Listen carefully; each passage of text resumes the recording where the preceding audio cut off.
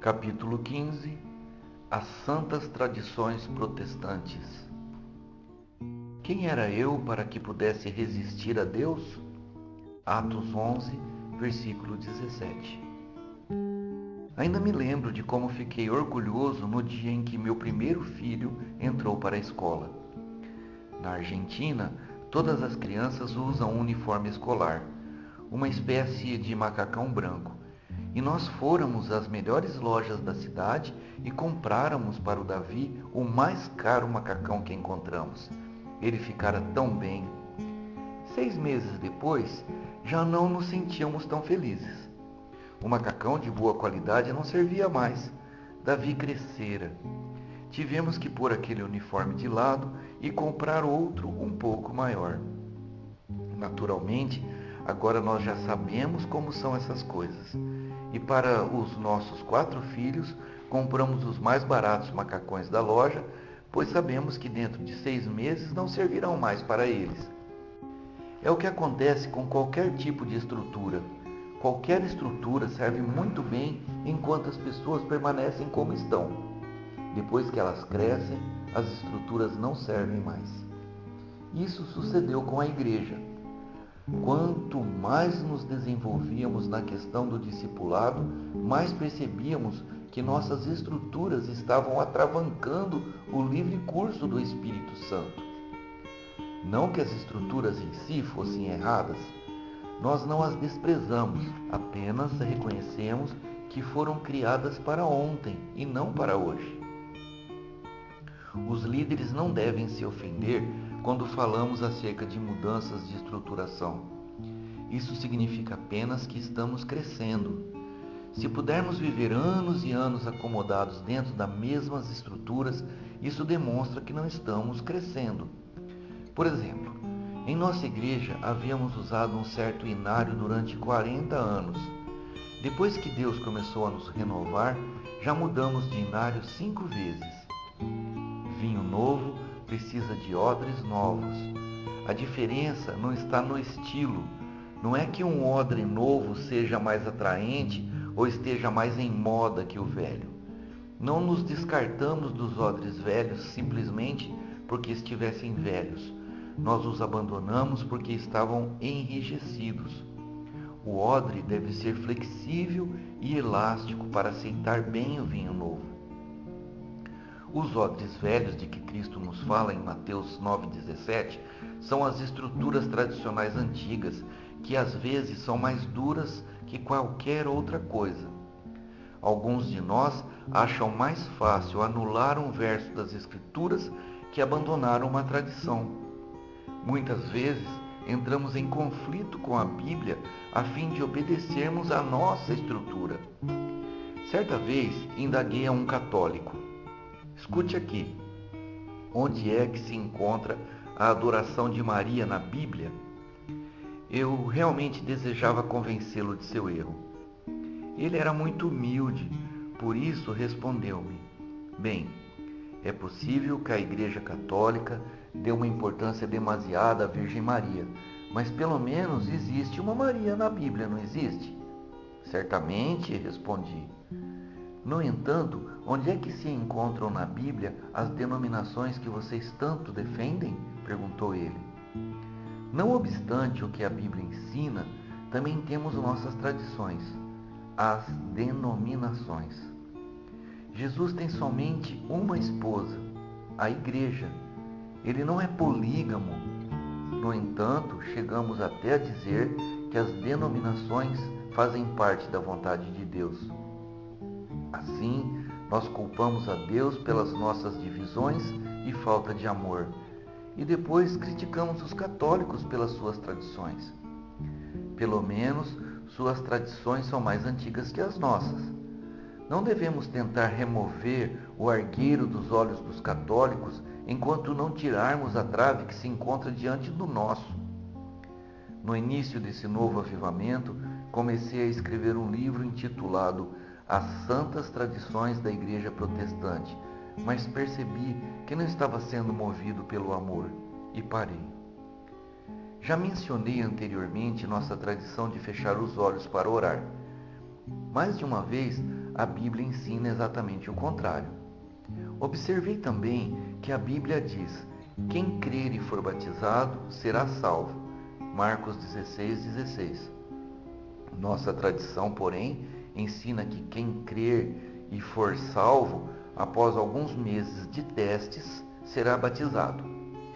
Jesus disse: ide, portanto, fazei discípulo de todas as nações, batizando-as em nome do Pai, e do Filho e do Espírito Santo, ensinando-as a guardar todas as coisas que vos tenho ordenado.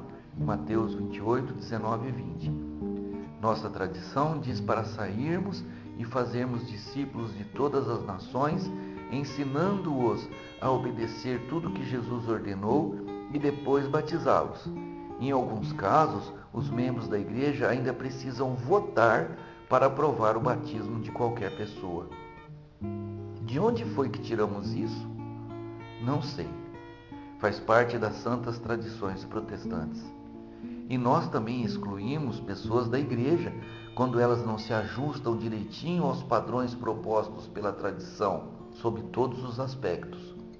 E as tradições e estruturas são tão fortes, às vezes até me pergunto se elas não são inspiradas por um espírito maligno. É interessante notar a força que tem a tradição, mesmo na vida de um apóstolo como Pedro, quando foi enviado à casa de Cornélio. Pedro estivera presente no momento em que Jesus dissera: ide, portanto, fazei discípulo de todas as nações. Mateus 28:19. Ele também ouviu Jesus ordenar-lhes claramente: serei minhas testemunhas tanto em Jerusalém como em toda a Judéia e Samaria e até os confins da terra. Atos 1:8. Mas quando se lhes apresentou o momento de testemunhar para Cornélio, um centurião gentil, a tradição de Pedro o impediu. O Senhor precisou repetir a visão de animais imundos suspensos por um lençol e dizer: ao que Deus purificou, não consideres comum. E Pedro insistia em responder: de modo nenhum, Senhor. Atos 10, versículos 14 e 15. As tradições têm um poder misterioso. Às vezes, elas passam por cima até das palavras do próprio Deus. É a tradição que nos faz dizer: não, Senhor. Nós lemos na Bíblia acerca da unidade do corpo de Cristo e dizemos: não, Deus deseja que as denominações existam exatamente como são. Afirmamos que a Bíblia é nossa regra de fé e prática, a menos que entre em conflito com nossa tradição. É fantástico. Por fim, o Senhor disse a Pedro: estão aí 2 homens que te procuram. Levanta-te, pois, desce e vai com eles, nada duvidando, porque eu os enviei. Versículos 19 e 20. Ele não disse que os 2 homens eram gentios, nem qual seria a sua missão. E afinal, Pedro convenceu-se de que poderia obedecer, pelo menos nessa parte. Os homens lhe relatam o impressionante fato de que Cornélio estivera orando e recebera a visita de um anjo, que lhe dissera para enviar mensageiros a Jope, exatamente àquela rua e número, para encontrar um homem por nome Simão. O que o apóstolo poderia dizer? Ele é obrigado a acompanhá-los. Mas durante todo o caminho ele vai contrariado. Entra na casa de Cornélio e quase a primeira coisa que diz é: vocês sabem que é abominação para nós visitarmos pessoas como vocês. Uma tradução livre da versão da Bíblia em espanhol. Suponhamos que alguém entre em nossa casa e nos diga isso. Imediatamente nós responderíamos: é ali a porta da rua. Podemos bem imaginar como Cornélio se sentiu. Ele convidara todos seus parentes e amigos para irem à sua casa. Vocês irão conhecer um verdadeiro homem de Deus, disse-lhes. Um anjo me disse para chamá-lo. É um homem santo, um varão perfeito, e ele nos ensinará muitas coisas a respeito de Deus. E então, Pedro chega e os insulta.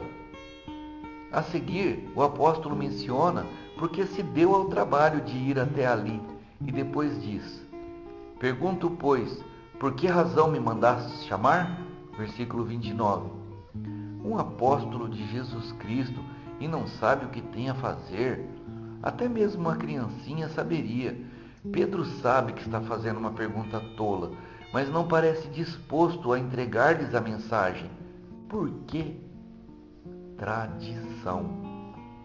Então, Cornélio conta-lhe novamente sua história, repetindo o que seus mensageiros já haviam dito a Pedro 2 dias antes. Por fim, Pedro começa a pregar. Ele lhes fala de Jesus, de seus milagres, de sua morte e ressurreição. Será que Pedro se atreverá a chegar ao ponto de apelar aos gentios para que se arrependam? Acho que não. Acho que ele está apenas rodeando. E finalmente, Deus intervém, a despeito do que Pedro pensa. E o povo começa a louvar o Senhor, a falar em línguas, a chorar e talvez até a dançar, quem sabe? Pedro corre ao cômodo contíguo, onde estão seus companheiros judeus, e conferencia com eles. O que está havendo? Indaga um deles. O que você fez, Pedro? Não fiz nada, responde ele. Eu não os batizei com o Espírito Santo. Foi Deus. Eu não posso fazer nada. Bem, e o que faremos agora? Será que devemos batizá-los nas águas? Enquanto isso, os gentios não enfrentam problema algum. Eles estão desfrutando daquele derramamento do Espírito. Mas os tradicionalistas estão a braços com uma questão terrível. A estrutura deles foi abalada e eles discutem o assunto. Afinal, Pedro diz: bem, eu acho que devemos batizá-los, pois se Deus... Pedro, o que você irá dizer à nossa cúpula em Jerusalém? Não sei, mas não encontro razão para não batizá-los. E quando eles regressam a Jerusalém, a notícia já lá chegara antes deles. Pedro entra na casa. Olá, irmã, como vai? Diz ele para alguém. Vai haver uma reunião da mesa diretora às 6 horas. Para quê? Quando chegar lá, ficará sabendo. E a reunião inicia. Muito bem, Pedro.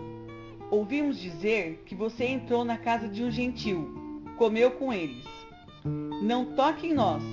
Isso é verdade mesmo? E Pedro passa a relatar os fatos. E logo que comecei a falar, caiu sobre eles o Espírito Santo, exatamente como aconteceu conosco no início. E se Deus concedeu a eles o mesmo dom que deu a nós, quando cremos no Senhor Jesus Cristo, quem era eu para me opor aos intentos de Deus? Ouçamos agora o que a Bíblia diz. E ouvindo eles essas coisas, apaziguaram-se e glorificaram a Deus. Atos 11, 15 a 18. O poder da tradição é terrível. Deus fica impedido de realizar muitas coisas que deseja fazer por causa das amarras que nos tolhem. E nós ficamos escandalizados todas as vezes que Ele quer modificar-nos um pouco. Nossa mente é como estas pequenas mesinhas de cabeceiras que comportam somente uma lâmpada e alguns livros. Não poderíamos colocar um refrigerador sobre elas, pois se quebrariam. É isso que acontece quando nossas mentes tradicionais recebem algum ensino diferente daquilo a que estávamos acostumados. Ficamos quebrados em pedacinhos. Lembro-me da primeira vez que fui a uma igreja Assembleia de Deus e vi as pessoas batendo palmas. Oh, pensei, como essas pessoas são carnais. E eu lhes disse o que pensava. Minha mentalidade simplesmente não tolerava aquilo. Mas depois eles mencionaram para mim todos os versos de Salmos que falam em bater palmos perante o Senhor. A mesma coisa aconteceu na primeira vez que vi as pessoas começarem a dançar para o Senhor. Ah, como eu me escandalizei! Minha tradição não permitia aquilo. E novamente, Deus me fez saber que Ele purificava tal coisa e eu não podia declará-la imunda. Vejamos o fato da mulher que chegou diante de Jesus e quebrou o vaso com o perfume sobre ele. Os discípulos ficaram contrariados e perguntaram: para que esse desperdício? Mateus 26, 8. Mas Jesus respondeu: ela praticou boa ação para comigo. Versículo 10. Que coisa maravilhosa! A mente dele não ficou nem um pouco transtornada. Devemos pedir a Deus para fortalecer nossas mesinhas, para que elas possam aguentar qualquer peso que Ele queira colocar sobre nós. Ele quer realizar coisas maiores em nossos dias, mas Ele as retém por temer que sejamos esmigalhados. O que precisamos fazer para conhecer e realizar toda a vontade de Deus? Duas coisas, diz Romanos 12, versículos 1 e 2. Primeiro, precisamos apresentar nosso corpo como sacrifício vivo e santo. Um sacrifício vivo e santo é melhor que um sacrifício morto, pois o sacrifício vivo tem um futuro. Deus pode fazer com ele o que desejar. Em segundo lugar, temos que ser transformados pela renovação de nossa mente. Temos que estar preparados para mudanças. Estar no centro da vontade de Deus significa estar continuamente pronto para sofrer mudanças. Às vezes dizemos: Senhor, mostra-me a tua vontade.